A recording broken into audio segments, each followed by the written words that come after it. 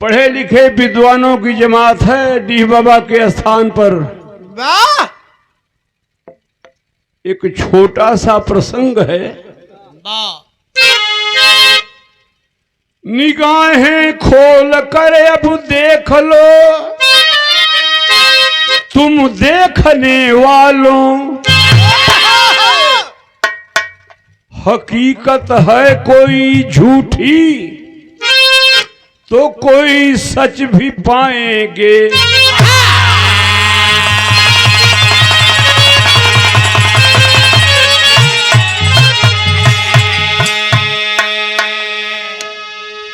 बिरहा गावे का मतलब घंटा भर लगी।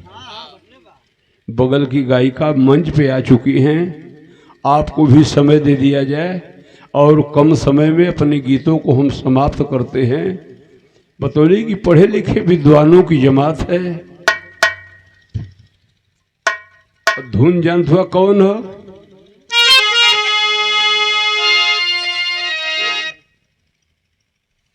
ऐसा लड़कन के कम समझ में आवत हुई। भोजपुरी वाला इतना अश्लील अश्लील गीत ऑर्केस्ट्रा पर बजा दिले हुए। वाह! बजरिया के बीच क्या,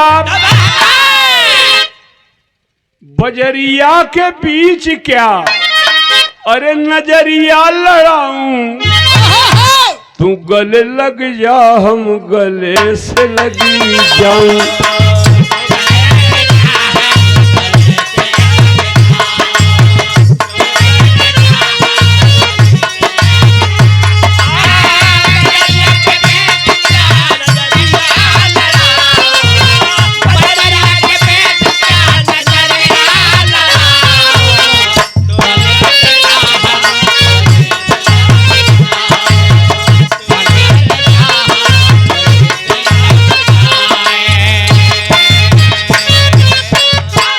जाए नहीं जाऊं हो अच्छे लग।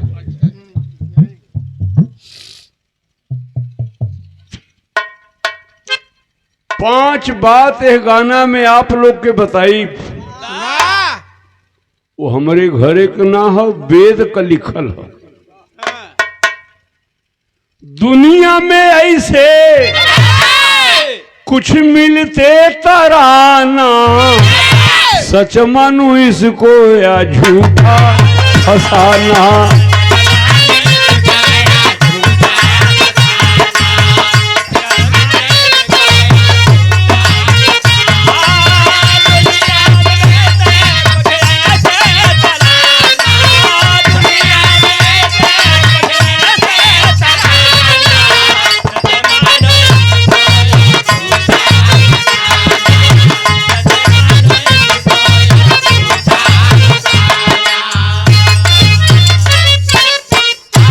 हे भैया तनी पहल की बात सुना।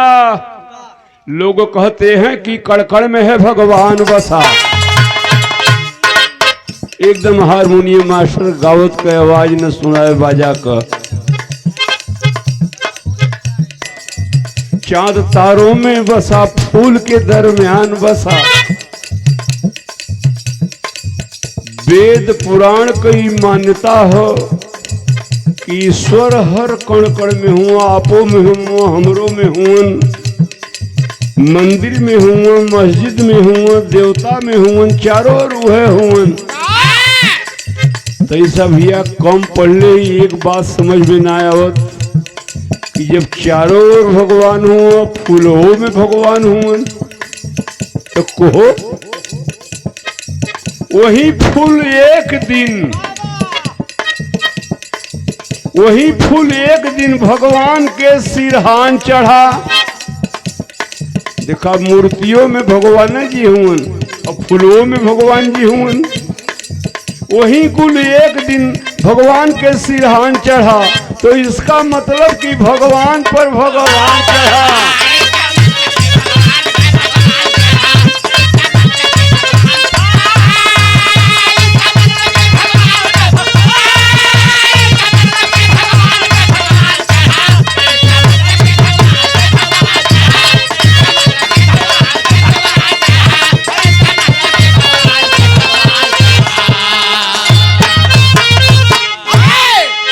100 रुपए का पुरस्कार रवि रेडियो दुबारी मऊ।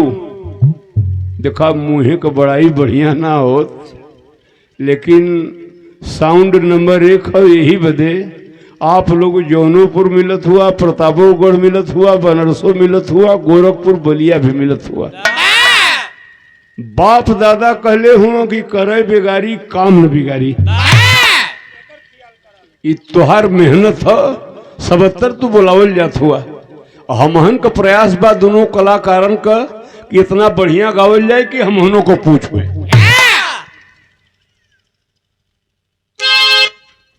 एक बात हमार खत्म हो गई अच्छा कि मूर्तियों में भगवान, फूलों में भगवान, तो वही फूल एक दिन भगवान के सिरहान चढ़ा, तो इसका मतलब कि भगवान पर भगवान चढ़ा। तनी अब दूसर की बात सुना। जिस भगवान के घर से जीव आया है, जिस भगवान के घर से जीव आया है, फंसा माया के जाल में जिया घबराया है। हमहन के जन्म के देहलस भगवान देहलन, और जब जन्म दे देलन तो यहाँ आए कि हमहन कर्म करत हई। केहू मास्टर बा, केहू डीएम बा, केहू बिरहे गावत बा, केहू पहलवानिये करत बा। ते बदे कवि जी फिर दिखत हुन। एके लिखे वाला कवि जी भी दुनिया में नहीं हुन, प्रसिद्धन यादव कवि जी। हृदय से श्रद्धा सुमन आपको अर्पित करता हूँ। सदगुरु भगवान आपको स्वर्ग में शांति दे। आप कॉलेज के प्रिंसिपल रहे, प्रसिद्धन यादव कवि जी। दूसर की बात लिखत हुन, का लिखत हुन? पकड़ हो। घर से जीव आया है, फंसा माया के जाल में जिया घबराया है। दोनों ओर का रिश्ता गजब कमाल हुआ, अगर सोचो वहां नैहर यहाँ ससुराल हुआ। जन्म तो भगवान दे देलन, यहाँ आए कि हमहन अपन कर्म करत है। तो प्रसिद्धन कवि जी लिखत होवन कि दोनों ओर का रिश्ता गजब कमाल हुआ, अगर सोचो तो वहां नैहर यहाँ ससुराल हुआ। लेकिन जब आदमी मर जाला, दुआरे से लाश उठले जाने ला, सब कहला का। मगर जब साज के अर्थी चोला ढाल चला, तो लोग कहने लगे नैहर से अब ससुराल चला।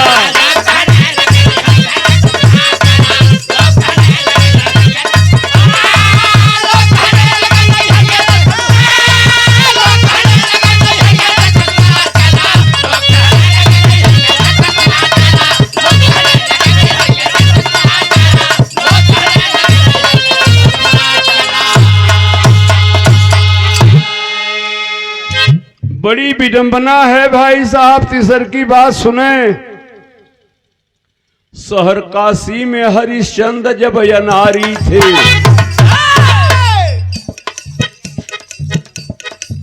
पूजे विप्र सकल गुणहीना, और शूद्र न पूजे सकल प्रवीणा।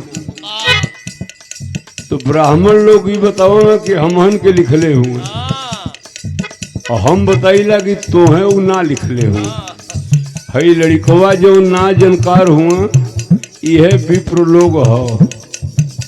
अब इन्हें कुछ पता ना हो। छोटवार बच्चा जो हुए, जब भी बड़ा हो जाई है, जाने लगी है, तभी शूद्र हो जाई है। अब वही विप्र हुआ। लड़कन के ख्याल है कहाँ, वो सब बिरहा सुने के फिर में कि खाए जा तुम हो।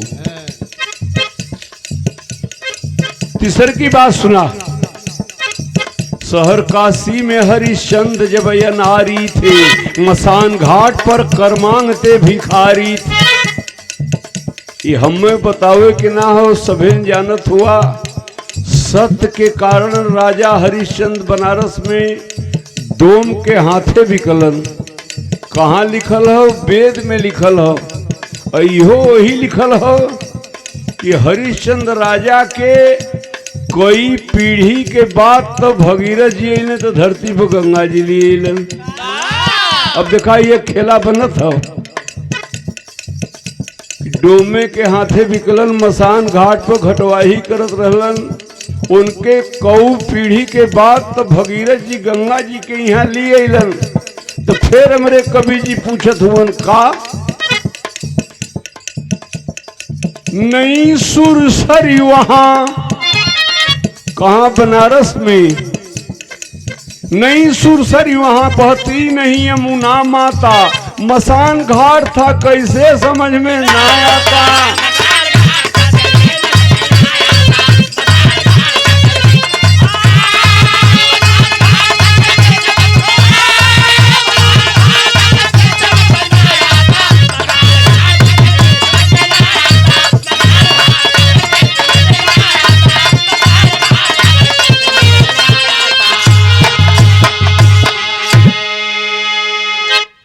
अगर झूठ मानूं तो रोके जमाना,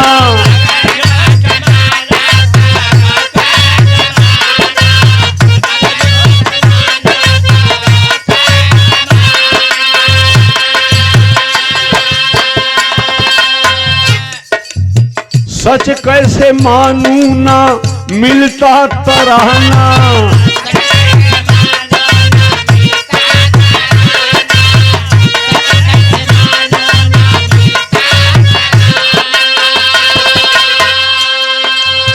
दुविधा में दिलिए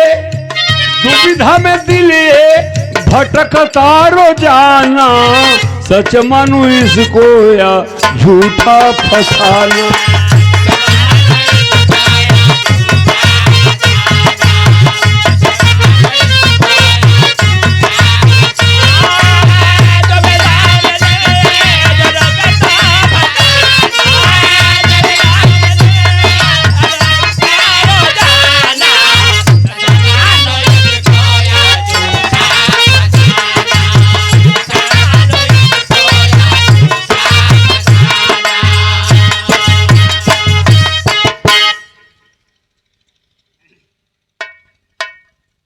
सुना बच्चा भैया, स्वयंवर सीता का विदेह ने संवारा था, स्वयंवर सीता का विदेह ने संवारा था, लखन ने जोश में भरकर यही ललकारा था। धनुषिया के उसे उठते ना, लक्ष्मण जी तनी बड़ा गुस्सैल टाइप का आदमी रहलन। कहले अगर भगवान आदेश कर देतन, अगर पाऊं हुकुम ब्रह्मांड तोड़ डालूंगा, पटक कर धरती पर आकाश फोड़ डालूंगा। धनुष की क्या औकात है, प्रभु राम का आदेश हो जाए, अगर पाऊं हुकुम ब्रह्मांड तोड़ डालूंगा, पटक कर धरती पर आकाश फोड़ डालूंगा। अच्छा इतना जने पढ़ल लिखल बैठल हुआ, मान लिया भगवान उन्हें हुक्म दे दिले होतन, तो पटक कर किस जगह ब्रह्मांड चूर कर पाते, अगर ब्रह्मांड उड़ जाता तो कहाँ रह पाते।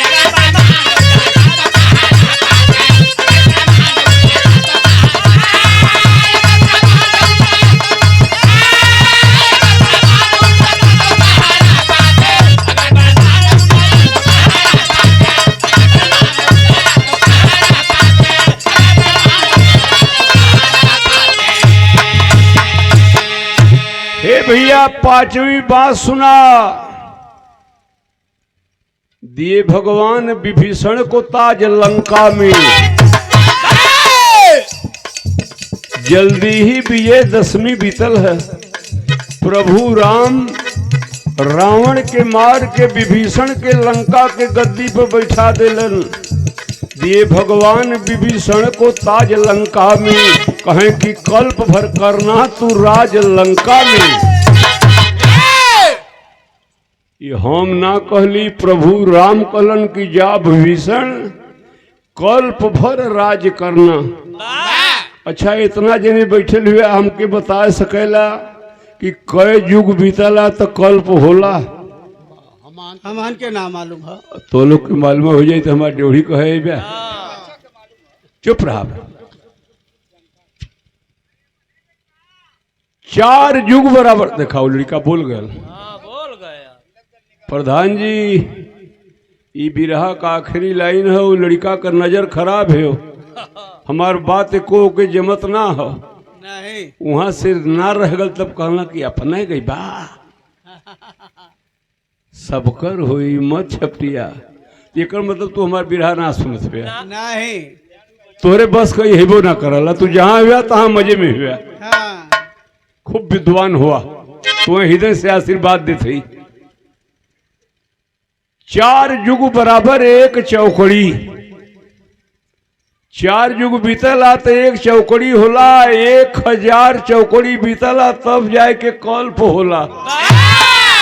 जोड़ा घटावा हम ना कहली, भगवान राम कहलन कि तू कल्प भर विभीषण गद्दी पर बैठिया। तो हमारे गांव के एक आदमी लंका में रहेला, उनसे पूछली कहाँ रहेला, कहना हम तो लंका में रहीला। तो वो पढ़ले रहली कि कल्प भर भगवान कह दिले हुए। तो उनसे पूछली कि विभीषणों से भेंट होले, कहना तू मजाक करत हुए। हम कहीं नहीं वो लिखल हो रामायण में 4 युग बराबर एक चौकड़ी। 1000 चौकड़ी के बराबर तब कल्प हुई। तो मगर ना आया विभीषण वहां दिखाता है, कहाँ गया जनाब कुछ समझ ना आता है।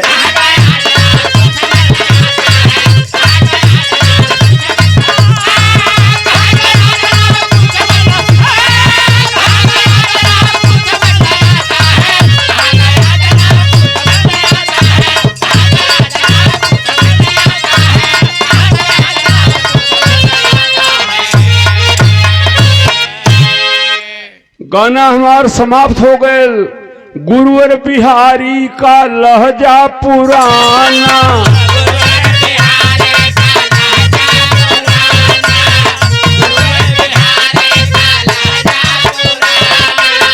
पत्तू ने थोड़े में लिख कर बखाना।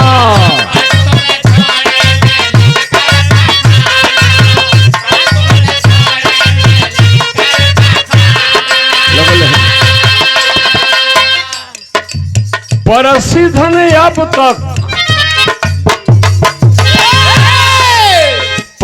ने अब तक ना भेदों को जाना।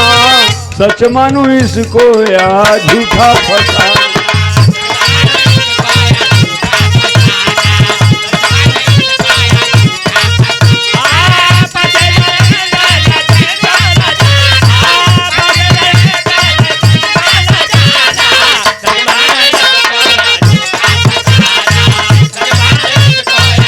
झूठा फसाना